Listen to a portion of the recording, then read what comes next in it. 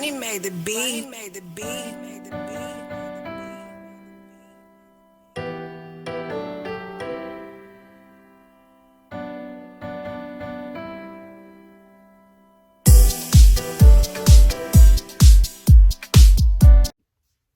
Gonna tell you a little story about me and animals.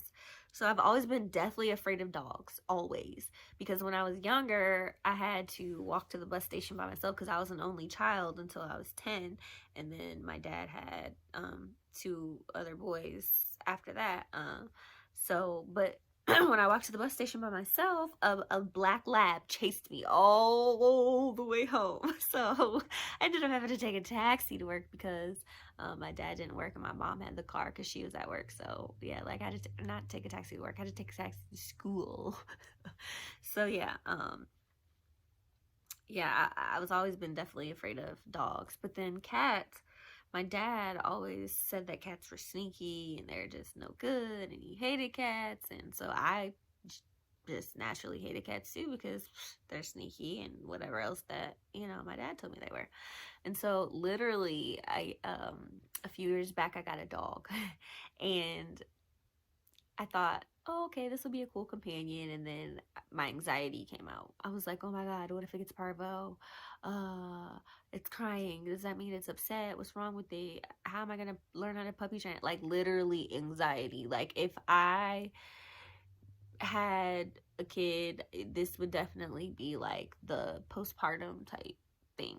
Okay. So I ended up giving the dog back to the breeder after like 48 hours. So the dog wasn't too traumatized because it was only gone for 2 days and it went back to its breeders, with its mom and whatnot. So then like a year later, I was like, okay, I'm going to try this pet thing one more time, but I'm going to get a cat. And the same thing kind of happened, but it was a little bit easier because I didn't have to take it outside to like go to the bathroom, and I didn't have to worry about it getting parvo and stuff. But it did cry a lot. It was a lot for me because they were not sneaky per se, but she was shifty. She was fast, and I wasn't used to that. So I'm like, okay. And she would cry a lot. She cried for like 2 weeks straight. And I was like, oh my God, is she ever going to stop crying? And then one day she just stopped. One day she started listening. One day she cuddled up to me. And one day she changed my entire life. And so then I did a little more studying on cats, and I realized that yes, they are sneaky because they were predators in the wild. So they actually hunted. And if you hunt, you know that you can't be loud, obnoxious, and slow to catch your prey. You have to be the opposite, which would be what? Sneaky, quiet, and fast. Because if you want your cats to catch your mice, that's what they have to be. So it's not that they're going to be sneaky and, hunt you. That's just their nature. That's what they do. That's that they wake up, they hunt for their food, they eat, they groom, they go to the bathroom, and they go to sleep. And then they repeat. That's what they do.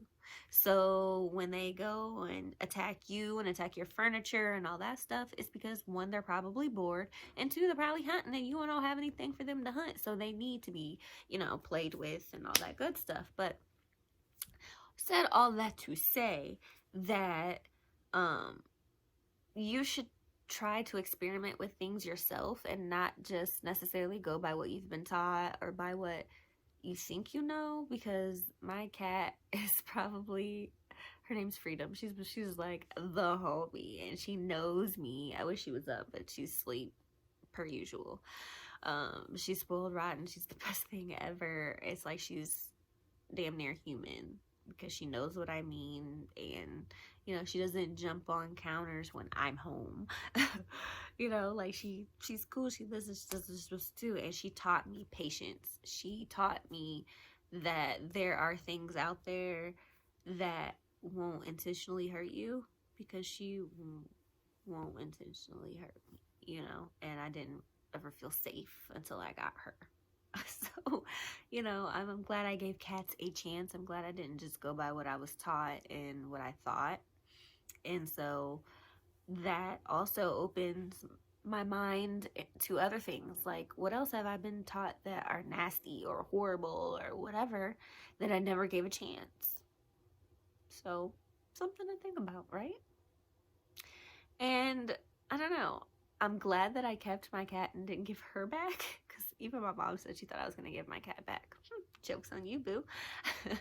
But it just reminds me of another instance of like I didn't give up. I was strong. I was honorable. I was independent, and I was true to my cat. And that's why she's still here because I'm the shit.